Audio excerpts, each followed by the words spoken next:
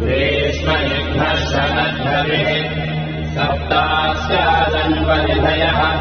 त्रिसप्तमिधकृताः देवाय कृष्णेन्द्रन्धानाः अबद्धन् पुरुषम् भसन् तैयज्ञम् बलिः प्रौक्षन्ये पुरुषम् जातमग्रहः तेन देवायजन्त साध्याय भयश्चये तस्माद्यज्ञात् सर्वभूतः संवृतम् वृषराज्यम्